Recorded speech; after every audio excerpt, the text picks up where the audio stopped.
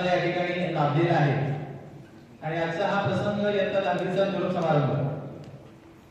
खऱ्या अर्थानं प्रत्येक जण या ठिकाणी येऊन त्यांचं कौतुक करत होता। त्यावेळेस फक्त मी त्यांच्या चेहऱ्याकडे बघत होतो की प्रत्येक इयत्ता 10वीतील विद्यार्थ्याच्या चेहऱ्यावरती काय भाव आहे। कोणतरी लाजते, कोणतरी खाली बघते, कुणाबद्दल तरी कौतुक सुरू आहे। सर ज्यावेळेस आम्ही बदली होऊन या ठिकाणी ऑगस्ट मध्ये आलो, पहिलाच दिवस होता, मला एक प्रसंग आठवतोय की 10वीच्या वर्गावरती तो बुलेटिनचा तास असेल आणि त्यावेळेस मला असं जाणवलं की अमित सिंग नावाचा विद्यार्थी तो या ठिकाणी बसलेला आहे।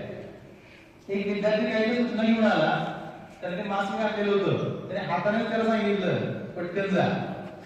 मला असं वाटलं की फार काउंटर विद्यार्थी आहे।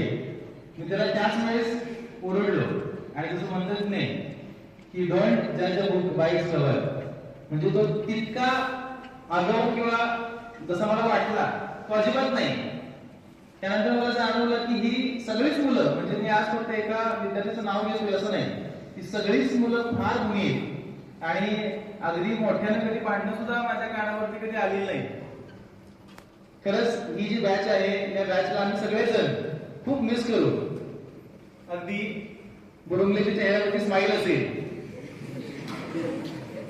खरंच ती युनिक आहे। ओंकार बाबरने मैदानाच्या मधोमध मारलेला तो स्मॅश असेल आणि ज्यावेळेस मी त्याने जॉईन केलं सर, खरंच येताना आम्ही 2 कपडे घेऊन यायचो। एक सकाळी ऍज अ टीचर म्हणून इंचट करून आम्ही यायचो आणि दुपारनंतर आम्ही ते स्पोर्ट्सचं किट घालायचो। म्हणजे असं वाटायचं की 5 नंतर जाऊच नाही। अगदी बेल जरी होऊन गेली तरी शेवटच्या 2 सर्व्हिसेस, शेवटचे 2 पॉइंट्स असं म्हणत आम्ही या 10वीच्या मुलांसोबत वेळ घालवला। आणि प्रत्येक जण या 10वीच्या विद्यार्थ्यांमधला हा प्रत्येक जण युनिक आहे। प्रत्येकाला जर टेस्ट झालं काम विचारलं की तुला किती मार्क पडतील, तर एकही विद्यार्थी म्हणायचं नाही आउट ऑफ लिहिलंय 95च्या आसपास मार्क पडतील। प्रत्येक पेपर झाल्यानंतर मी आवर्जून पेपरावर मुलं आली की त्या गेट जवळ उभं राहायचो आणि चौगुली असेल बाकीचे असलेल्यांना विचारायचो की कसा होता आजचा पेपर, आणि ते निर्धास्तपणे सांगायचे 40 पैकी 38 पडतील, 39 पडतील, 40 पैकी 40 पडतील। म्हणजे तुम्ही गुणवान तर आहातच, जे आपले नॉर्मल स्कूल्स असतात त्याच्यापेक्षा तर तुम्ही पुढे आहातच, म्हणून तर आज तुम्ही विद्यानिकेतनमध्ये आहात। आणि मगाशी अभंग लवकरीने जे सांगितलं की खरंच ते ऐकण्याजोगं आहे। प्राध्यापक गणेश शिंदे, जर कधी कुणाला वेळ मिळाला तर आवर्जून ते भाषण ऐकावं। त्याने सांगितलं की एक बोबडा बोलणारा मुलगा होता, त्याने ते बीकॉमचं उदाहरण घेतलं, खऱ्या अर्थानं ते उदाहरण एमबीएच आहे। म्हणजे बीकॉम झालेला एक मुलगा, त्याला विचारलं जातं की तुला काय व्हायचंय आता ग्रॅज्युएशनचं तुझं शेवटचं वर्ष आहे, तर तो म्हणतो, तो बोबडा असतो की सर मला एमबीए करायचंय, ते पण मार्केटिंग मध्ये। मग त्याने ऍक्शन करून दाखवलं आणि सर म्हणतात अरे तुला रचा उच्चार करता येत नाही, तो फायनान्स मधून करतो, बीकॉम झालेला आहे। बाकीच्या मुलांना विचारलं की तुम्ही एमबीए कशातून करणार आहे, तर प्रत्येकाने सांगितलं की मार्केटिंग मधून करायचंय, मला फायनान्स मध्ये करायचंय, मला एचआर मध्ये करायचंय।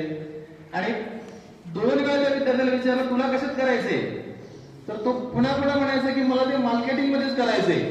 मग सर म्हणले बर, तुला 2-3 वेळा विचारून जर तू म्हणत असेल की मला ते मार्केटिंग मधूनच करायचंय तर आपण परीक्षा घेऊ। आणि मग 100 रामायणाच्या प्रती वाटण्यात आलं, सांगितलं की तुम्हाला या 8 प्रती 8 दिवसामध्ये या 100 प्रती विकायचे। मग प्रत्येकाला सांगितलं की तुम्ही तुमच्या स्ट्रॅटेजीज वापरा, युक्त्याला लढवा आणि या प्रती विका। जो सगळ्यात जास्त प्रती विकेल त्याचं ऍडमिशन आपण एमबीए ला कन्फर्म करायचं। सर्वांना त्या प्रती देऊ गेल्या, त्यानंतर त्या वाटल्या आणि प्रत्येक जण प्रत्येकाच्या मार्गाने निघून गेला। त्याच्या वर्गातल्या काही मुलांनी 10 विकल्या, कोणी 15 विकल्या, कोणी 20 विकल्या आणि या पठ्ठ्यानं मात्र 100च्या 100 विकल्या। मग सरांनी विचारलं असं कसं काय झालं, या प्रति तू कशा विकल्यास, काय तू काय शक्ती लढवलीस, काय स्ट्रॅटेजी काय आहे? तर तो म्हटलं सर मी फक्त त्या अपार्टमेंट मध्ये जायचो, बाहेरून बेल दाबायचो, दरवाजा नॉक करायचो आणि दरवाजा उघडला की हातामध्ये रामायण ठेवायचो आणि म्हणायचो येत आहे का वाचून दाखवू। आणि अशा पद्धतीने त्याने त्या प्रति विकल्या। म्हणजे आपण किती मोठं व्हावं किंवा आपला स्वतःवरचा आत्मविश्वास कसा असावा हे दाखवणारे हे उदाहरण आहे। अगदी या सकाळी 9वीच्या विद्यार्थ्यांनी ज्या काही निमंत्रण पत्रिका तयार केल्या तेही जरा युनिक वाटलं मला, की त्यांनाही कौतुक आहे की काहीतरी आपण या 10वीच्या विद्यार्थ्यांसाठी वेगळं करावं आणि त्यांनी ही आजची तयारी केली।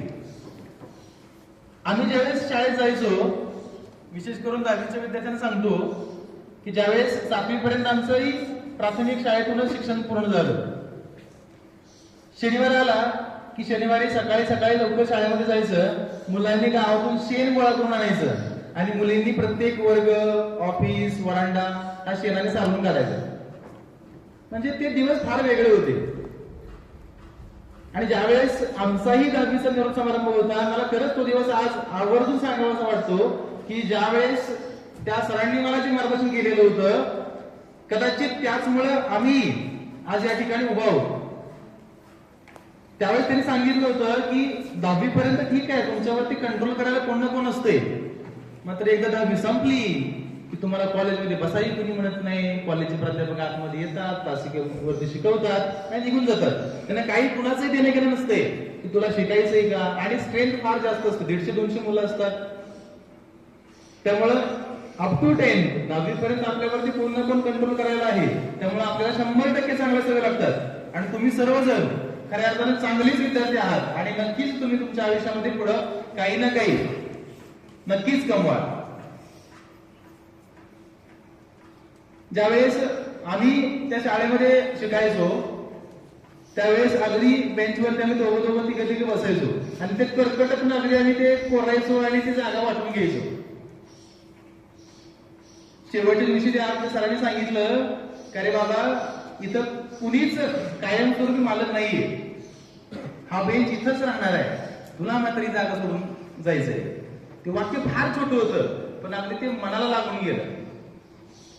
खरंच आज इथं मी बोलतोय, जरी मी म्हटलं की हा माईक मी आज घरी घेऊन जातो, माईक सिस्टम बघणार आहे, जाऊ शकतोय का, नाही म्हणता येते. म्हणजे आज मी इथं बोलतो, उद्या कोणतरी बोलेल. आज तुम्ही इथं बसलाय, 4 वर्षाला दुसरे विद्यार्थी असतील, कायमस्वरूपी कोणी इथं राहणार नाही. आपण विश्वस्त आहोत. बघा एखाद्या संस्थेमध्ये असतं की यावर्षी हे विश्वस्त झाले, जोपर्यंत आपण आहोत तोपर्यंत ते आपण सांभाळायचं, वेळ आली की ते दुसऱ्याच्या हातात सोपवायचं आणि आपण निघून जायचं. त्याच पद्धतीने आज हे 10वीचे विद्यार्थी अगदी चौगुले असेल, चौगुलेचा आणि माझा अगदी मागच्या 3-4 महिन्याचा स्ट्रगल की सर मला वजन कमी करायचे, काय करायचे. म्हटलं ज्या विचाराचा तू विचार करतोय की मला वजन कमी करायचं, ते अगदी दर 2 दिवसाला आम्ही फॉलो घ्यायचो की आज केलंस का, तुला जे सांगितलं तू करतोयस का. अगदी 10वीचे विद्यार्थी असतील म्हणजे सिलेबस तर आपण सर्व शिक्षक शिकवतच आहोत, मात्र त्याच्या पलीकडे जाऊ. बघा या ठिकाणी मला तुम्हाला एक उदाहरण सांगायचंय. अगदी आपण नेहमी घरामध्ये दूध घेतो, आता काही जण बाजारातून पिशवीने दूध घेत असतील, मात्र बऱ्याच ठिकाणी दूधवाला त्या मापाने दूध घालतो. पहिलं माप त्याचा बापही देईल कारण की आपण त्याचे पैसे देत असतो, मात्र पहिलं माप घातल्यानंतर दुसरं बरोबर तो स्वखुशीने टाकत असतो आणि आपलं लक्ष नेमकं त्या शेवटच्या तारेकडे असतं की तो अजून वरतून किती घालतोय. त्याप्रमाणे सिलेबस तर आपण नक्की संपवतोय, परंतु सिलेबसच्या बाहेर जाऊन आपण विद्यार्थ्यांना काय देतोय. अगदी 10वीचे विद्यार्थी असतील, 8वीचे असतील, 9वीचे असतील, त्यांना ज्या वेळेस मला संधी मिळेल, अगदी ड्युटीची वेळ असेल त्या वेळेला अगदी डिफेन्सच्या सगळ्या मला वाटतं रिक्रुटमेंट मी लिहून दिलेलं आहे. म्हणजे 10वी नंतर नेमकं त्यांना काय करायचंय, तो कॉन्फिडन्स कसा येईल. बरेचसे विद्यार्थी असे आहेत की त्यांनी ठरवलंय की मला IAS व्हायचंय, मला IPS व्हायचंय, मला कलेक्टर व्हायचंय. त्याच्या पलीकडेही बऱ्याचशा संधी आहेत, याचंही ज्ञान आम्ही विद्यार्थ्यांना देऊ केलेलं आहे. म्हणजे त्या सिलेबसच्या पलीकडे जाऊन आपल्याला काय विद्यार्थ्यांना देता येतंय का, याचाही विचार आपण सर्व शिक्षक वृंदांनी करावा असं मला वाटतंय. शिक्षण खरंच आपण खूप पवित्र क्षेत्रामध्ये आपण काम करत आहोत आणि विद्यार्थी केंद्रित जर आपण राहिलो तर नक्कीच आपण विद्यार्थ्यांचं भविष्य घडवू शकतो. तर त्या पद्धतीनं अधिकचा मी या ठिकाणी वेळ घेणार नाही. आपण सर्वांनी अगदी काली ड्युटीच्या वेळेस नळे सरांनी सांगितलं, खरंच हेवा वाटला मला की 6 वाजल्यानंतर जेवणाची बेल झाली. आम्ही सर्वजण काउंटिंगसाठी त्या मैदानावरती बसलेलो होतो. सरांनी सांगितलं की माझ्याकडे एक डायरी आहे, 10वीच्या सर्व विद्यार्थ्यांनी काय करायचंय त्याच्यामध्ये तुमची माहिती नोंद करायची. त्यांनी सांगितलं 2,500च्या आसपास त्यांच्याकडे नोंदी आहेत. आणि दुसरे त्यांना सांगितलं की ज्या वेळेस तुम्हाला असं वाटेल की मी एखाद्या कोर्सला ऍडमिशन घेतलेलं आहे किंवा वसतिगृहाची फी असेल, मेसची फी असेल, खरंच मला ती न परवडणारी असेल तर तुम्ही 100% फोन करा. हे विद्यानिकेतन तुमच्यासाठी नेहमीच तयार असेल. आणि खरंच सांगतो, कुठलेही विद्यार्थी असू द्यात, इथून गेल्यानंतर ज्यावेळेस तुम्हाला कधी वाटेल की माझं शिक्षण आता थोडंसं थांबू लागले, त्याला कारण काय आहे तर घरून न मिळणारे पैसे वगैरे असतील, तर 100% हे विद्यानिकेतन सुद्धा त्यासाठी प्रयत्नशील राहील आणि तुम्ही तुमच्या आयुष्यामध्ये पुढे जावं, यश संपादन करावं आणि आपल्या विद्यानिकेतनचं नाव मोठं करावं, एवढी मी या ठिकाणी अपेक्षा व्यक्त करतो आणि या ठिकाणी मी थांबतो. जय हिंद, जय महाराष्ट्र.